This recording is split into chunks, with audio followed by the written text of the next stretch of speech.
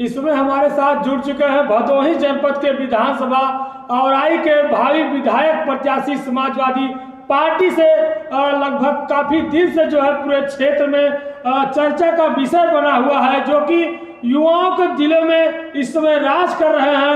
अपने कार्यशैली से बात करना चाहेंगे, आपकी पारिवारिक पृष्ठभूमि क्या है जो कि आप इस तरीके से समाज सेवा में लगे हुए हैं? मेरा नाम वीरेंद्र कुमार सरोज है। मैं ग्राम सभा मनापुर सूर्यावा भदोही ज़िले का निवासी हूँ।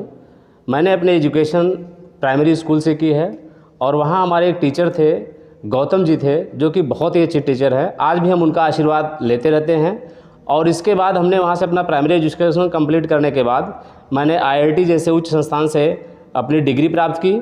उसके बाद मैंने कई सारे कंपनियों में काम किया, जिसमें कुछ कंपनियां जैसे मैं आपको नाम बता रहा हूँ, जैसे Samsung research centre, Ericsson technology, Qualcomm technology, इन सब कंपनियों ने मैंने 10-12 साल सर्विस किया है। उसके बाद मैंने वहाँ नौकरी रिज़ाइन देके समाज सेवा में हमने आने का निर्णय लिया और हम समाज सेवा में लगे हैं।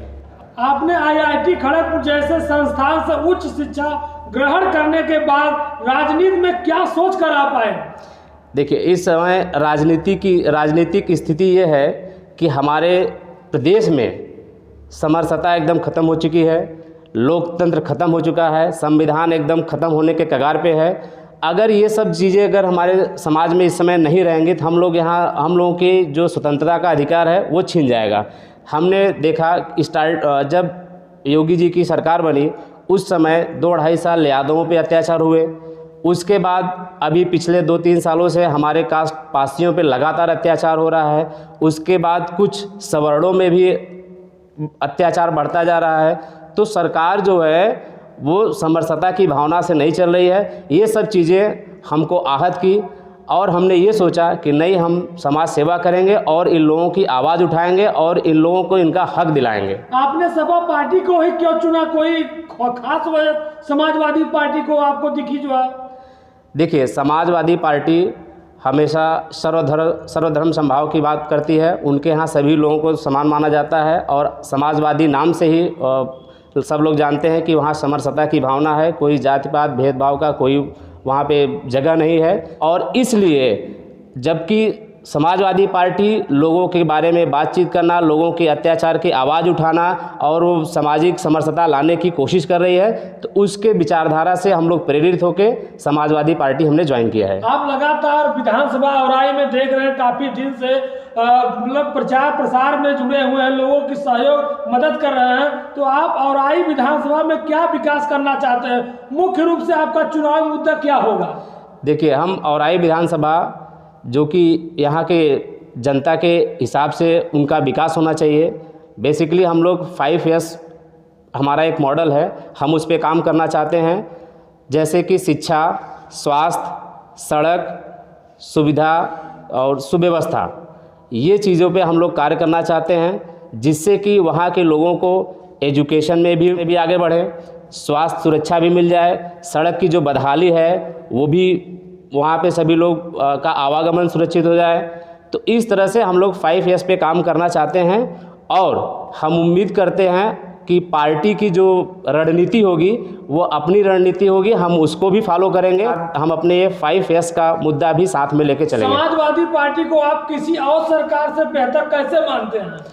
समाजवादी पार्टी जब सरकार में थी, इन्होंने इतने अच्छे कार्य किए, जैसे कि आप देख सकते हैं, इन्होंने कन्या विद्याधन योजना, लैपटॉप वितरण, विधवा पेंशन, लोहिया पेंशन, लोहिया आवास और बच्चों के एजुकेशन की बढ़ावा, यहाँ तक कि एम्बुलेंस। और आप ये देखिए 100 नंबर की पुलिस जो उस समय अखिलेश सरकार ने दी थी, ये सारी योजनाएं अखिलेश सरकार ने दी है, इस सरकार ने कोई योजनाएं नहीं दी है। तो उनके कार्यों के और विकास के मुद्दों को हम लोग आगे बढ़ाएंगे और जिससे समाजवादी विचारधारा से लोग जुड़े और हमारी समाजवादी सरकार बने। आपकी पार्टी के चुनावी मुद्दा क्या होंगे जो है? देखिए, चुनावी मुद्दा तो पार्टी तय करती है और जो उनका आदेश होगा हम लोग उस मुद्दे को प्रचार प्रसार करेंगे और जनता के बीच पहुंचाएंगे। आप देश की राजनीति में बीजेपी के काम की कैसे देख रहे हैं?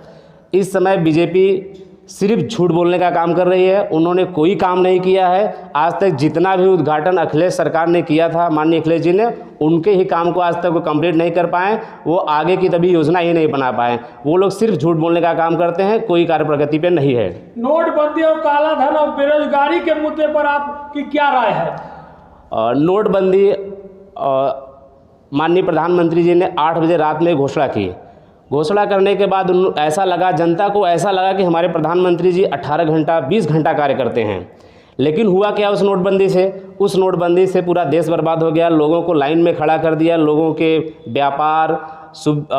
व्यापार बिजनेस सब बुरी तरह नष्ट हो गया। लोग जैसे कि हमारे यहाँ लघु उद्योग, सूक्ष्म उद्योग, SME व्यवस्था है, उसके बुरी तरह उसकी कमर टूट गई नोटबंदी से, जिससे कि लोग लाइन में भी लगे। उसमें कई सारे लोग उसमें मर भी गए लाइन में लगते हुए।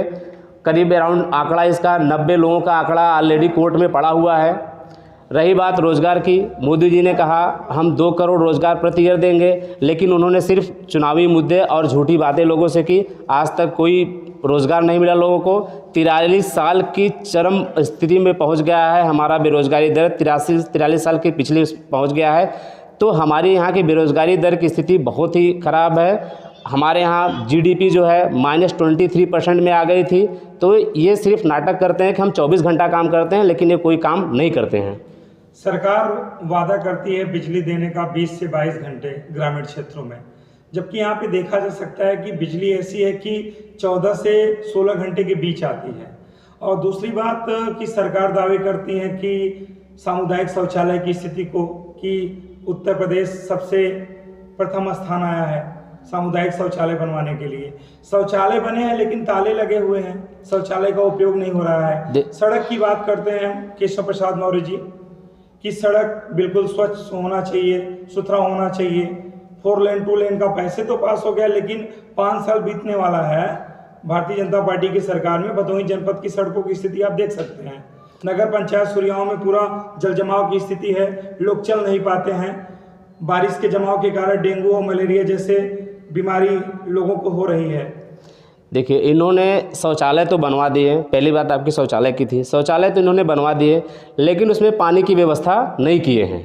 बताइए, ऐसा कोई शौचालय होता है जिसमें पानी की व्यवस्था ना हो? अच्छा, शौचालय बनवाए भी तो उसमें इतनी बुरी तरह से धांधली हुई। आज भी लोग सब बाहर ही जा रहे हैं। उसको बस ढांचा बना के छोड़ दिया गया है और सारे पैसे का गमन किया गया है, और इसकी जिम्मेदारी पूरी की पूरी सरकार की होती है।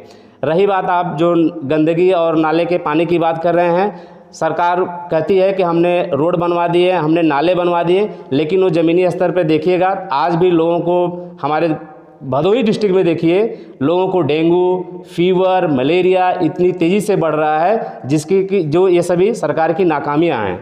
क्या आपका ये मानना है कि अगर पढ़े लिखे लोग राजनीति में आएंगे तो इससे देश और प्रदेश का अधिक विकास हो सकता है उन अनपढ़ व्यक्ति जो कि कुर्सी पे बैठे हैं? अगर देखिए, देश में पढ़े लिखे लोग अगर प्रधानमंत्री या मुख्यमंत्री बनते हैं तो वाकई में देश का विकास होगा, और ऐसे लोगों की हमारे देश में बहुत ज़रूरत है। और मैं भी रिक्वेस्ट करता हूं, जो भी बंधु पढ़े लिखे लोग हैं वो भी समाज का ध्यान रखें और कहीं ना कहीं समाज सेवा करें, क्योंकि जब हमारे देश में सामाजिक समरसता बनी रहेगी तो हमारा देश ऑटोमेटिक आगे जाएगा। जैसा कि आप देख लीजिए, हमारे यहाँ हमारे IIT जैसे उच्च संस्थान से बहुत सारे IITian निकलते हैं, लेकिन वो भारत देश में नहीं, सभी मोस्टली सब फॉरेन में नौकरी करते हैं। उसका कारण ये है, प्रधानमंत्री या आपके ये मुख्यमंत्री या यहाँ के जो मंत्रिमंडल या कार्यकाल है, उनका सपोर्ट उनको नहीं मिलता है, जिसकी वजह से हमारे यहाँ ब्रेन ड्रेन होता है। और अगर कोई उच्च शिक्षित व्यक्ति अगर उस पद पे पहुंच जाता है तो सारे लोगों की देखभाल करेगा और उनकी व्यवस्था करेगा, और उनकी कंपनी या जो भी चीज़ की डिमांड करेंगे इंजीनियर्स, उनकी व्यवस्था की आपूर्ति करेगा, जिससे वो अपनी कंपनी यहाँ लगा सके। आप जैसे देख सकते हैं कि माइक्रोसॉफ्ट के CEO, गूगल के CEO सुंदर पिचाई हमारे एलुमनी हैं हमारे कॉलेज के, गूगल जैसी कंपनी में CEO हैं। लेकिन अगर वो वहाँ पे CEO बन के गूगल जैसी कंपनी को चला सकते हैं, क्या वो गूगल जैसी कंपनी इंडिया में नहीं बना सकते हैं? लेकिन हमारे सरकार सहयोग नहीं करती है, और हमारे सरकार में जो अनपढ़ लोग बैठे हैं उनको कोई कुछ वैल्यू नहीं देते पढ़े लिखे लोगों की, जिससे हमारे यहाँ ब्रेन ड्रेन का माहौल बना हुआ है और यहाँ से शिक्षा ग्रहण करने के बाद लोग विदेश चले जाते हैं। जनपद भदोही में 3 विधान सीटें हैं, आपने औराई को ही क्यों चुना? भदोही में हमारे 3 विधानसभाएं हैं, भदोही है, ज्ञानपुर है, औराई है। और इसमें देखा जाए तो सबसे पिछड़ा में हमारा औराई विधानसभा आता है। ज्ञानपुर, भदोही और औराई में कंपैरिजन किया जाए, औराई में पिछड़ा क्यों है? क्योंकि कुछ सालों पहले वहाँ पे चीनी मिल भी बनाया गया था, जिसको भी ख़त्म कर दिया गया। वहाँ पे हवाई पट्टी भी बनाई गई, एक उद्योग की भावना से वहाँ बनाया गया था, जो कि वो भी ख़त्म कर दी गई। तो वो एरिया पिछड़ा हुआ है। आप कॉलेज की बात करें, एजुकेशन की बात करें, आज औराई में चले जाइए, भदोही और ज्ञानपुर में आपको थोड़ा बहुत सड़कें ठीक ठाक मिल जाएंगी, लेकिन आप औराई में जाइए, वहाँ की सड़कें बहुत बुरी तरह प्रभावित हैं। तो मैंने वहाँ के लोगों को देखा और वहाँ उस एरिया में मैंने टहला, तो वहाँ के लोगों को देखा कि हमारी बहुत ज़रूरत है और मैं इस ज़रूरतमंद को समझ के मैंने औराई को ही चुना हुआ है। तो आपका कहना है कि जनपद भदोही की 3 विधानसभा सीटों में से जो औराई है उसमें बिल्कुल ही विकास कार्य नहीं हुआ है, और चाहे वो उद्योग धंधों की बात की जाए, भदोही ज्ञानपुर में कंपैरिजन की जाए, चाहे सड़कों की बात की जाए, चाहे कॉलेजों की बात की जाए, हर चीज़ों में औराई पीछे है। इसलिए आप औराई से विधानसभा सीट पर उतरे हैं ताकि आप औराई से जीत कर औराई में वो सभी चीज़ें देने का प्रयास करें जो कि जनपद भदोही और ज्ञानपुर में भी है। हाँ, औराई विधानसभा अगर हम एक योग्य और एक अच्छे कैंडिडेट हैं तो हमारा कर्तव्य है कि देखिए, हमारे अखिलेश जी कहते हैं कि सबसे पहले एक गरीब का काम होगा, उसके बाद मेरा काम होना चाहिए। उसी तरह मैंने भी सोचा है कि जो विधानसभा सबसे असहाय है, मैं सबसे पहले उस विधानसभा में रह के उस विधानसभा का डेवलपमेंट और वहाँ रोजगार व्यवस्था, उद्योग धंधों की व्यवस्था में लगूंगा और मैं उसको करके दिखाऊंगा। सर, आप एक युवा हैं, युवाओं को आप किस तरह से जोड़ेंगे अपने साथ?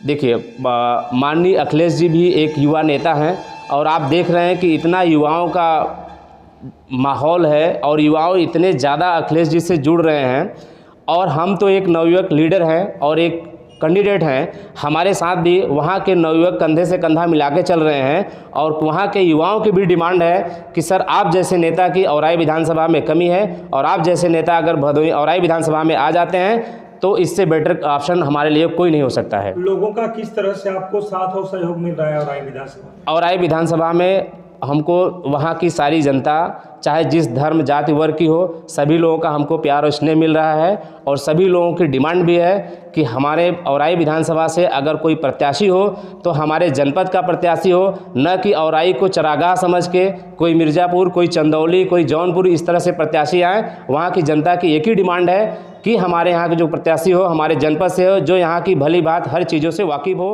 और यहाँ के डेवलपमेंट के बारे में सोचे।